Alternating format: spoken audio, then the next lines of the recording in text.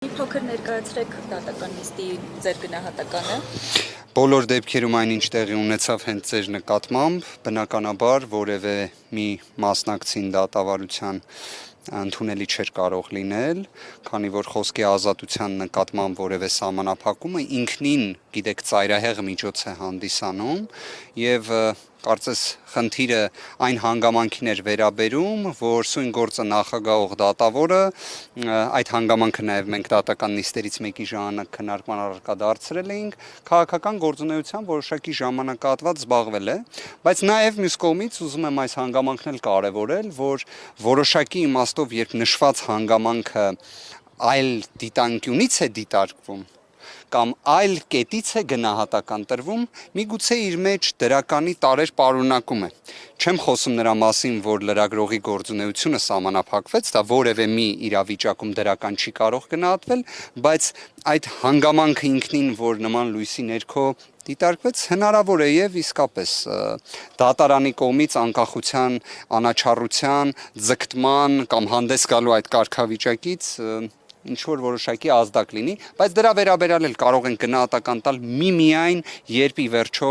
կլինի նաև հենց նույն այս հարցի վերաբերյալ դատարանի դիրքորոշումը, որը դեռևս չունենք, այսինքն առնվազն դեռ կարծիքների փոխանակումն է, քննարկումն է, միջնորդությամբ, որը ներկայացվել է։ Պաշտպանական թիմը տեղյակ չէր, որ նման անցյալ ունի դատավորը եւ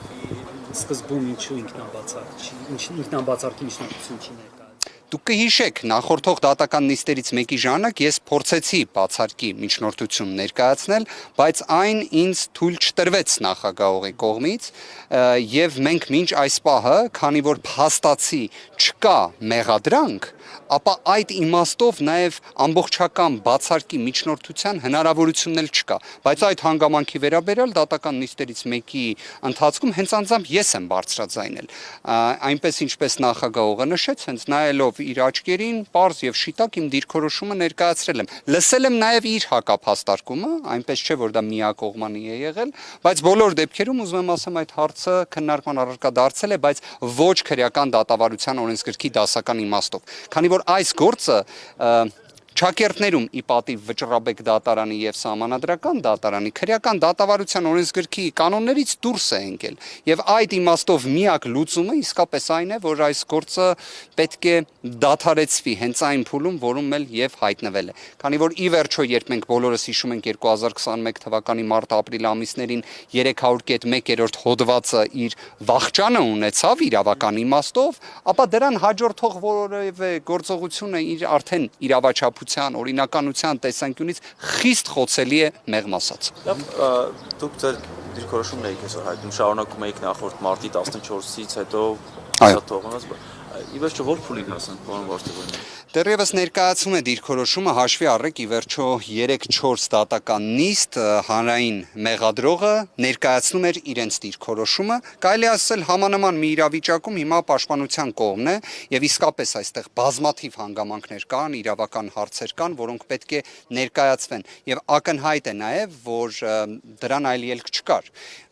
Այդ իմաստով իհարկե